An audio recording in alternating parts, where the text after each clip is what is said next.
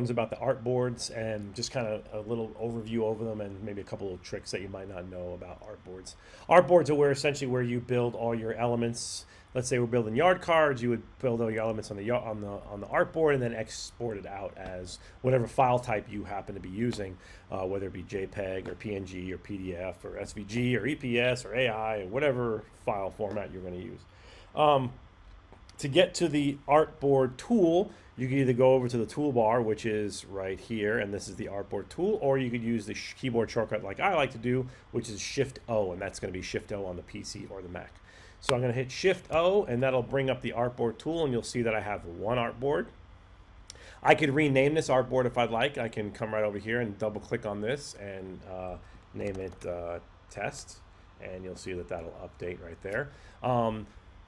I'll go over in another video why we want to label artboards. It is very useful later on when you're exporting more than one artboard. If you have, let's say if you're doing a letter set and you have multiple artboards you're working on at once, you might want to label them. So when you export them, they're already labeled as you're doing the export.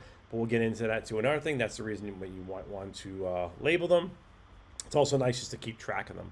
Once with the Artboard tool selected and the artboard selected, I could resize it. I'm going to make this a standard full sheet, which will be right up here. I could do the height and width here, or I could do it over here. I'll do it over here in the properties panel. This project is in points. Little quick tip for you. If you go up to the rulers and you hover when your mouse turns black like that, the arrow turns black. If you hold the control or right click, control click on the, let me try that again. Control click on the Mac or right click on the PC, you can change the increments. So I can go to inches. So now I could type over here. I could just type 48 by 96. And there we go. And then I'm going to hit Command O or Control 0, I should say. Command 0 or Control 0 on a PC to bring this artboard into frame so I could see the whole thing. So now I have this artboard. Let's say if I wanted to make a copy of this artboard, you can just come to the artboard pane and just drag this down and it'll put a new artboard right next to it. I'm actually going to zoom out by hitting Command minus or Control minus on the PC. And you'll see that it says test copy. Because of where the artboards are on the canvas, or at this lower part of the canvas, this dark gray is the canvas. Outside of that is not canvas. This is a no man's land. It won't let you put anything there. You can build large canvases. Once again, that's for another video, but you can build really large canvases. And the canvases just hold the artboards, which the artboards hold the elements. You can have elements and objects on the canvas, but remember when you go to export them, they won't export unless they're on an artboard, depending on how you export them. So once again, that's another deep dive on some other video. Okay, so if I make another copy, I could just drag this down and I can make another copy. See, there you go. It's going to tell me that it's outside. Please rearrange and try. It's already telling me that it's trying to go to this lower part down here and it won't do it. So what I need to do is I need to move these up. So I'm going to move this guy up to here. I'm going to move this guy up to here. Yeah, Illustrator just being a baby. And I'm going to make a duplicate, and now you see it'll do it next to it. And I could just make a bunch of artboards on here if I want to.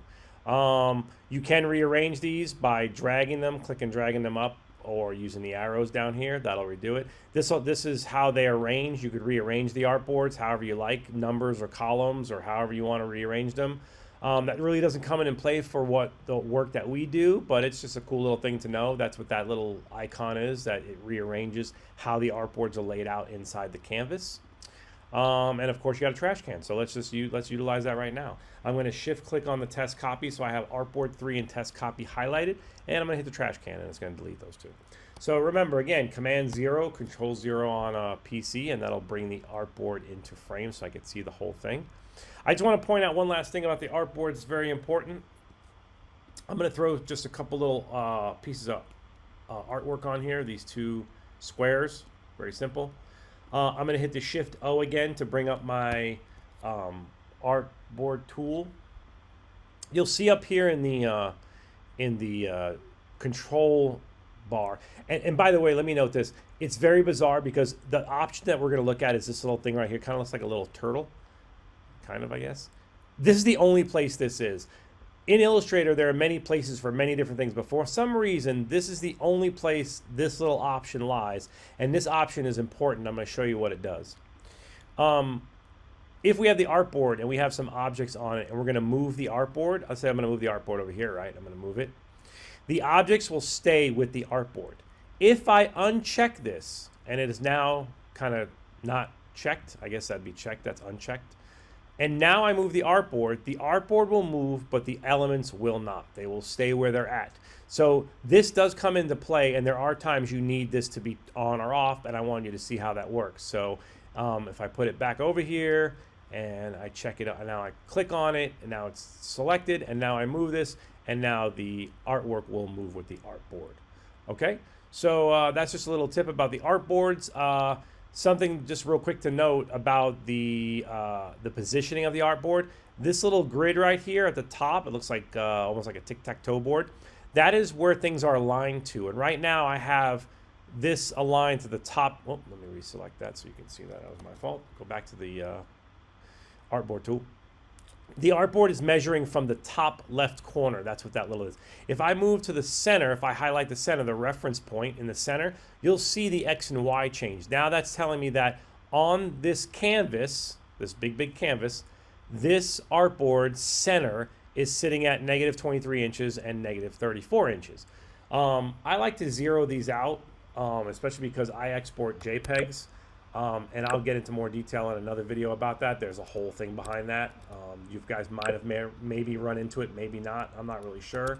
Who knows? I just made this extremely small by fat fingering that. So now it's centered in the canvas. It's at 0, 0, so it's an even number, and that's kind of how I like to work. Like I said, in another video, I'll get into why that's necessary. So that's it. That's pretty much a very quick overview of the artboards. Remember the window, if you need to find the window for the artboards, window and then artboards. And the tool is over here. It looks like a piece of paper, more or less. Okay, see ya.